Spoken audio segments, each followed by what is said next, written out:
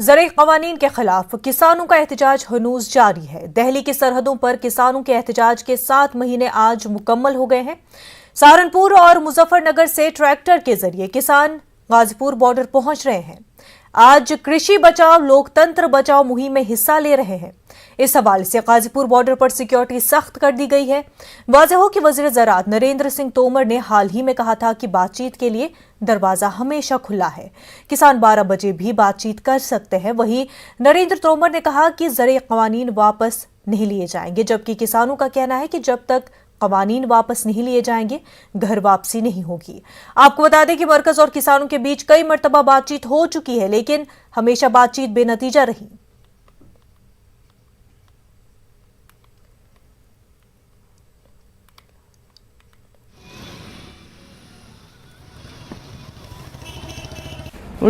किसान 7 महीना से अपना लड़ाई कर रहा है। 3 काला कानून वापस लेने का मांग को लेके, इलेक्ट्रिसिटी बिल वापस लेने के लिए और मिनिमम सपोर्ट प्राइस का कानून बनाने के लिए। अनफॉर्चुनेटली 7 महीना हो गया आज। ये government, fascist government, anti people, anti farmer government और सरकार जनता का बात सुनने के लिए तैयार नहीं है, इसलिए आंदोलन चल रहा है। आज 7वां महीना है।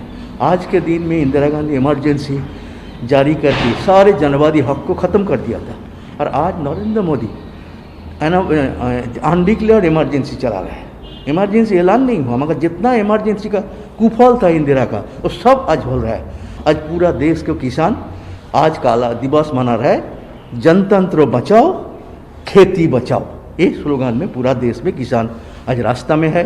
राजभवन में जा रहा है in thousands, submitting memorandum to the president को दे रहा है राज्यपाल के माध्यम से, और हर जिला में हजारों किसान मोबिलाइज करके अपना गुस्सा जो इमरजेंसी चल रहा है इसके खिलाफ अपना गुस्सा जाहिर करेगा और अपना अपना मेमोरेंडम प्रेसिडेंट को भेजेंगे। मीटिंग चलेंगे। आज काफ़ी संख्या में लोग आ रहे हैं, कल से 2 दिन से यहाँ पे दिल्ली में।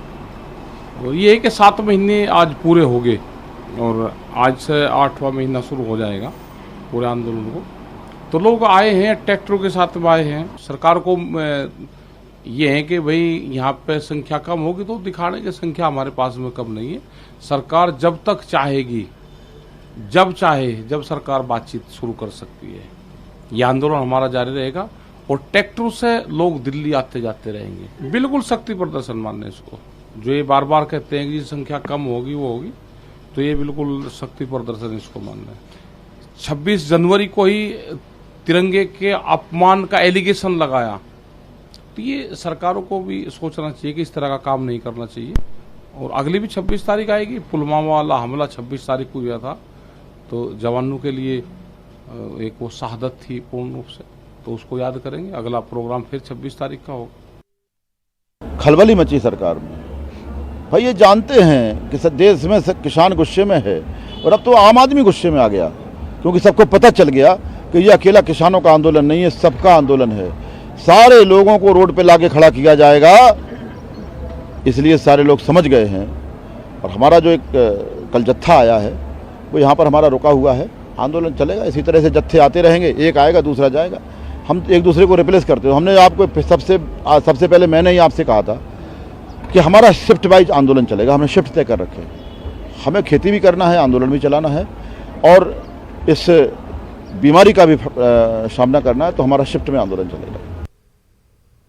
तो नाज़रीन, आपको बता दें कि आज से ठीक 7 महीने पहले जो है ज़राई क़वानीन सामने लाई मरकज़ी सरकार ने, और उसी को लेकर के किसान सरापा एहतजाज हुए। और आज 7 महीने पूरे हो चुके किसान आंदोलन को, लेकिन फिर से किसानों के एहतजाज में शिद्दत इख्तियार होती जा रही है। और दिल्ली की सरहदों पर किसानों के एहतजाज को 7 महीने हो चुके हैं। गाजीपुर बॉर्डर पर अगर हम बात करें, गाजीपुर बॉर्डर पर भारतीय किसान यूनियन के यूपी सदर राजबीर सिंह से हमारे नुमाइंदे रोहित सिंह ने बातचीत की। आइए जानते हैं उन्होंने क्या कुछ कहा।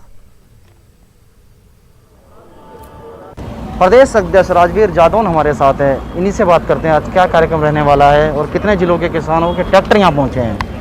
ये मोस्टली सहारनपुर और मुजफ्फरनगर के कुछ किसान अपना जत्था लेकर के आए हैं।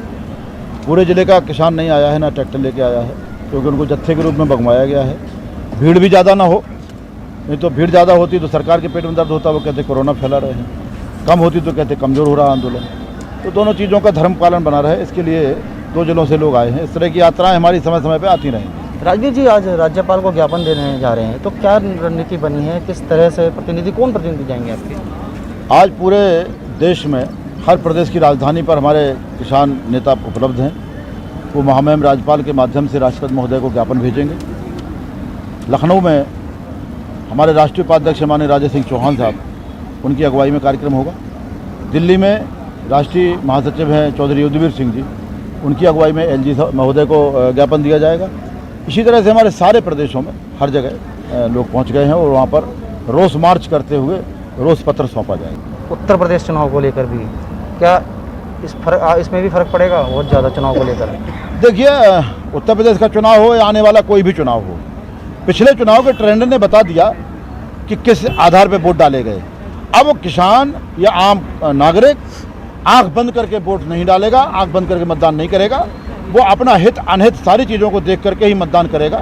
किस चीज़ में उसका हित है, किस में नहीं है, इन सारी चीज़ों को देख करके किसान विशेषकर अपनी फसलों को फायदे पर बेचने के लिए, अपनी नस्लों को बचाने के लिए, हिंदुस्तान के किसान को बचाए रखने के लिए सारी चीज़ें सोच करके ही अब मतदान होगा। अच्छा राजवीर जी, आने वाले समय में और कितने ट्रैक्टर आएंगे जिलों से?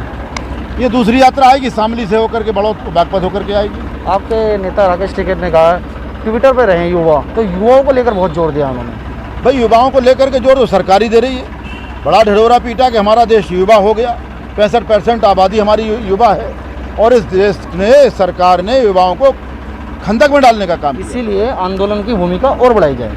बिल्कुल, युवाओं की बड़ी भागीदारी स्वतः, ये युवा किसान हैं, युवा बेरोजगार हैं, सारे लोग आंदोलन की तरफ आ रहे हैं। उनको समझ में आ गया है कि किसान अगर मजबूती से रोड पे खड़ा है तो हम सारे लोग सरकार के द्वारा रोड पे खड़े किए जाएं, इससे पहले रोड पे खड़े होकर लड़ाई लड़ेंगे और भविष्य को सुरक्षित रखेंगे। तो राजवीर जादौन हमारे साथ थे, उनका यही कहना भी 2 जिलों से किसान यहाँ पहुँचे और इनकी रणनीति समय समय पर बन रही है और बड़ौद, शामली, इसके बाद आने वाले समय में किसान यहाँ पर पहुँचेंगे। उनकी जो यात्रा है किसानों की ट्रैक्टर की, वो गाजीपुर बॉर्डर पहुँचती रहेगी।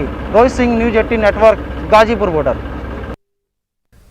दिल्ली से हमारे नुमाइंदे शंकर आनंद बराह रास्त हमारे साथ जुड़ चुके हैं। शंकर, दिल्ली में अगर हम बात करें किसान आंदोलन के हवाले से कैसी सिचुएशन?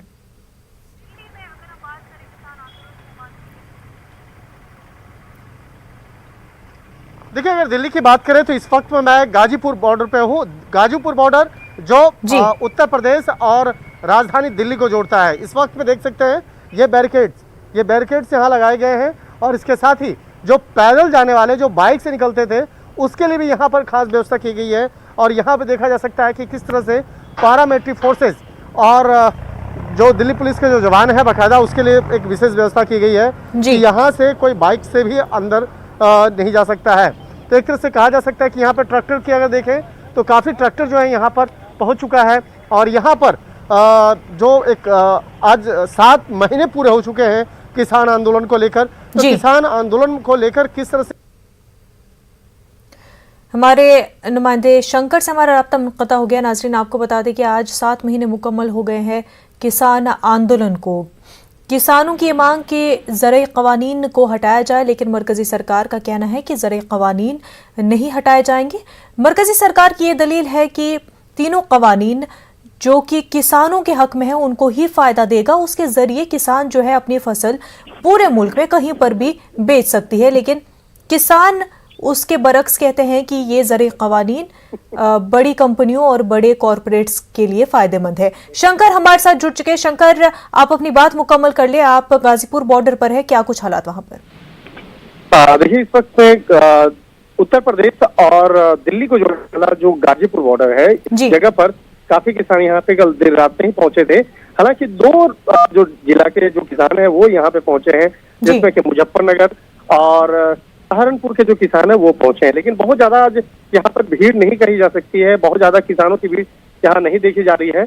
लेकिन जिस तरह से 7 महीने पूरे हो चुके हैं किसान आंदोलन, और किसान आंदोलन के मद्देनजर जो जिस तरह से एक आह्वान किया गया था ट्रैक्टर मार्च का, तो फिलहाल यहाँ पर कोशिश की जा रही है कि मामला जो है थोड़ा शांति तरीके से यहाँ पे हो, कोई ज्यादा हंगामा ना हो।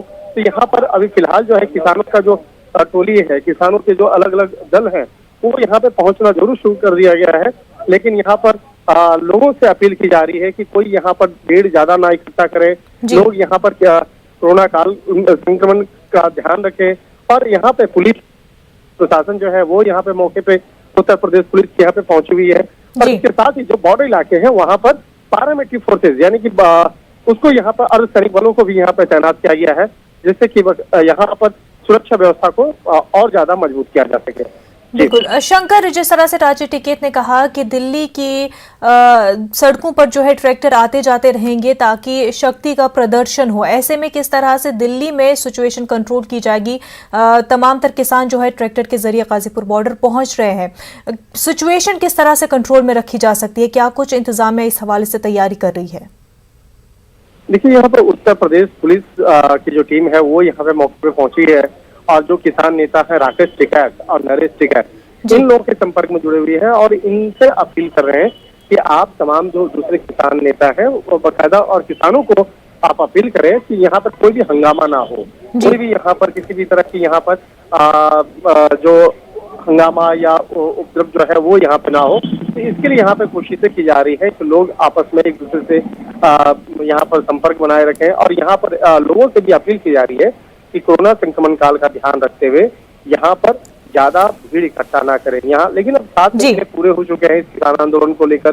किसानों का कहना है कि जब तक वो तीनों कृषि कानून बिल को रद्द नहीं किया जाएगा, वापस नहीं लिया जाएगा, तब तक वो मानने वाले नहीं है। लेकिन इस मामले पर सरकार पहले ही रुख अपना स्पष्ट कर चुकी है कि ये कानून जो है किसानों के लिए है, आम लोगों के लिए है, तो लिहाजा इस कानून से अब वापस करने का कोई सवाल ही नहीं होता है। बिल्कुल शंकर, नरेंद्र सिंह तोमर का कहना है कि बातचीत के दरवाजे हमेशा खुले हैं, बातचीत कभी भी किसान कर सकते हैं, लेकिन जब ज़रिए कवानीन नहीं हटाए जाएंगे, इस बात को पूरी तरह से साफ कर चुकी है सरकार। तो बात किस मुद्दे को लेकर किसान करे?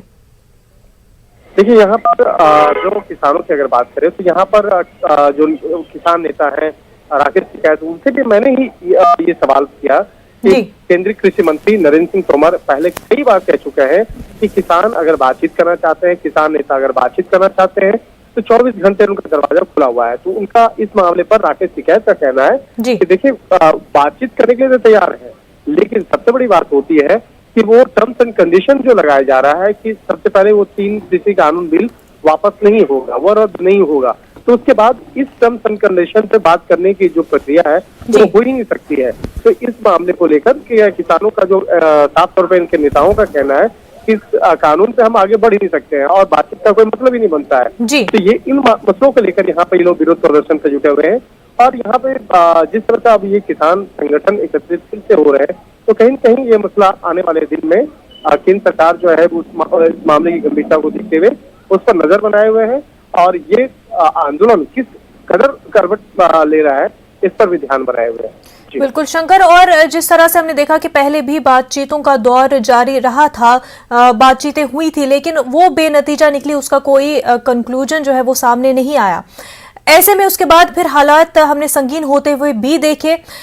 अब अगर अभी भी मरकज जो है इन कवानीन पर बात नहीं करे और साफ तौर पर मना कर दे कि कवानीन वापस नहीं लिए जाएंगे और किसान जो है बातचीत न कर पाए, तो क्या हालात मजीद खराब हो सकते हैं? क्योंकि आंदोलन अब लग रहा है कि फिर से तेजी से आगे बढ़ रहा है।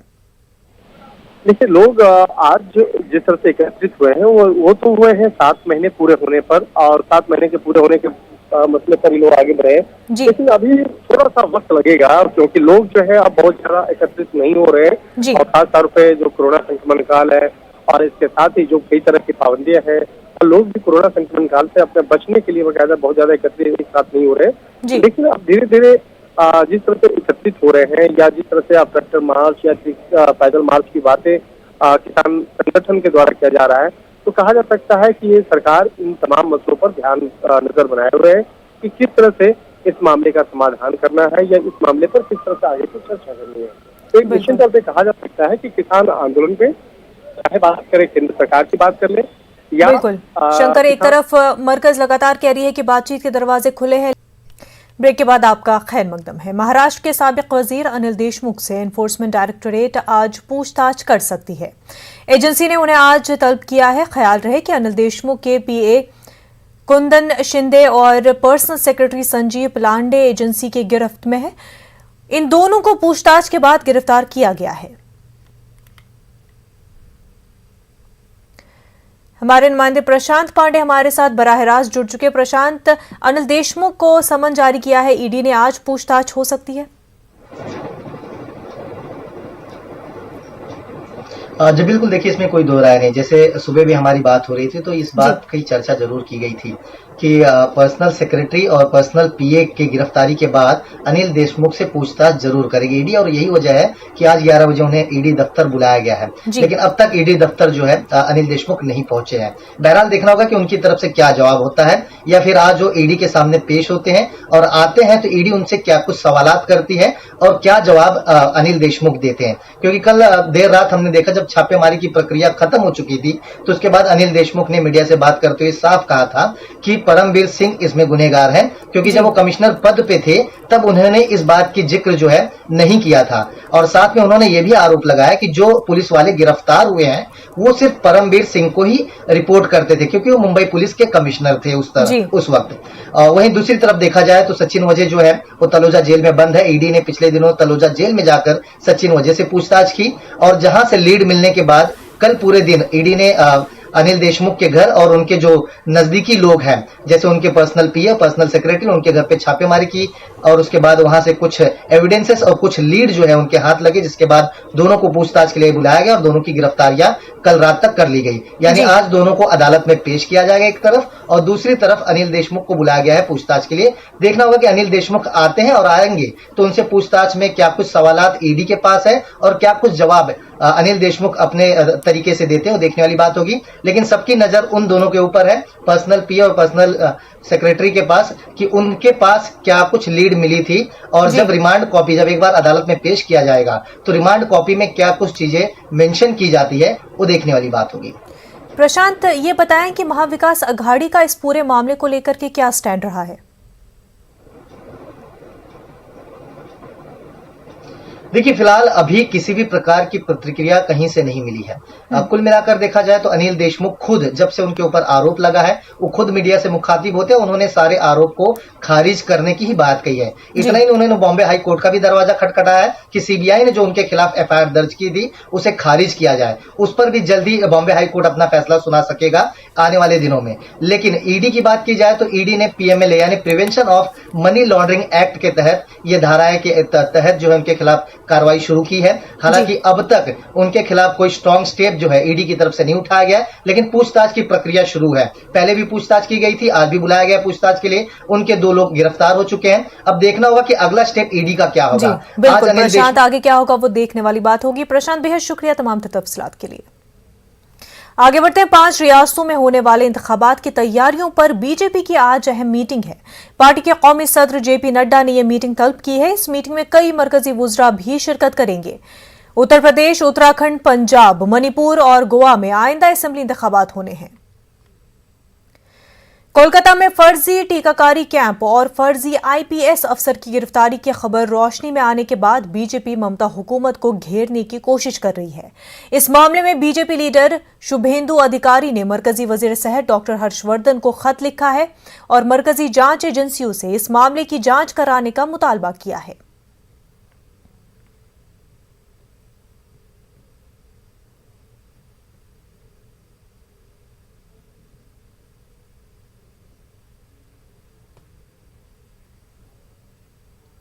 कोरोना वबा ने पूरी दुनिया में कोहराम मचा रखा है, लेकिन महाराष्ट्र में एक गांव ऐसा भी है जो कोरोना की दोनों लहरों में पूरी तरह महफूज रहा। खुद वज़ीर-ए-आला उद्धव ठाकरे ने इस गांव के लोगों की न सिर्फ सताइश की बल्कि ऑनलाइन गांव के सरपंच से ये जानने की कोशिश की कि ये सब कैसे मुमकिन हो पाया। पेश है रसूलपुरा से हमारे नुमाइंदे अजहरुद्दीन की एक खास रिपोर्ट।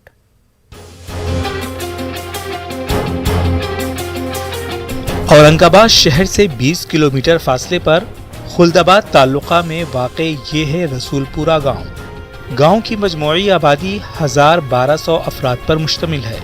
रसूलपुरा उस वक्त सुर्खियों में आ गया जब रियासत के वजीर आला उद्धव ठाकरे ने गांव के सरपंच शेख सलीम से ऑनलाइन बात की। वजह ही कुछ ऐसी थी, कोरोना की दोनों लहरें इस गांव के लोगों को छूकर भी नहीं गुजरी। रसूलपुरा के सरपंच का कहना है कि दोनों लहरों में उनके गांव में एक शख्स भी पॉजिटिव नहीं पाया गया। ये सब कुछ मुमकिन हो पाया क्योंकि गांव के लोगों ने बैरूनी दुनिया से राब्ता पूरी तरह तोड़ लिया था। जिला परिषद के चीफ एग्जीक्यूटिव ऑफिसर ने इस बात की तस्दीक की कि वजीर आला उद्धव ठाकरे ने रसूलपुरा गांव के सरपंच की सताइश की। गांव जो है तो पिछले एक साल भी कोरोना मुक्त रहा और इस साल भी कोरोना मुक्त रहा, इसलिए हमारा खुलदाबाद तालुके के अंदर 1 नंबर आया कोरोना के मुक्त के बारे में। तो इसलिए हमारा नंबर लग गया आयुक्त कार्यालय में, सीओ साहब से मुख्यमंत्री से बात करने का प्रोग्राम वीडियो कॉन्फ्रेंस के द्वारा बनाया गया। दोनों वेव्स में जो गांव सेफ रहे थे, कोविड की चपेट से बाहर रहे थे, उनके सरपंचों के साथ माननीय मुख्यमंत्री महोदय ने भी बातचीत की थी।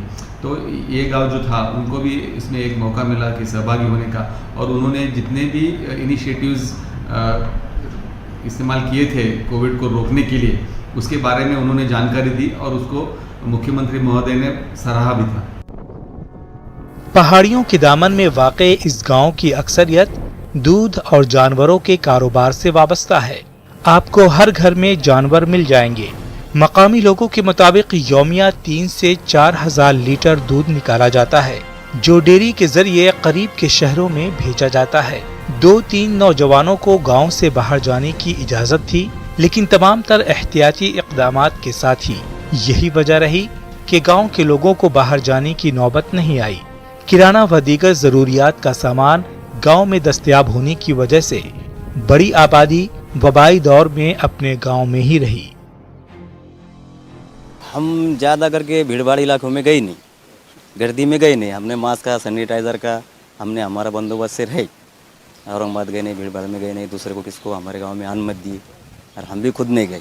खुशी हो रही है। हमारा रसूलपुरा गांव एक खेड़ा गांव, मतलब ऐसा कभी जिसका नाम नहीं हुआ था, आज के दौर में उसे भाई हमारे सरपंच साहब से भी मतलब अच्छा लगा कि भाई उन्होंने बात करे मुख्यमंत्री से, उन्होंने उद्धव ठाकरे साहब से बात हुई हमारे सरपंच की, तो अच्छा लगा हमें भी, और हमारे गांव का नाम मतलब ऊपर आया तो खुशी हो रही। वज़ीर-ए-आज़म नरेंद्र मोदी के आत्मनिर्भर अभियान की आमली तस्वीर अगर कहीं आप देख सकते हैं तो वो है खुलदाबाद का रसूलपुरा गांव, जहां के लोगों ने साबित कर दिया है कि कुदरती माहौल में फितरी कारोबार के जरिए जानलेवा वबाओं का भी मुकाबला किया जा सकता है।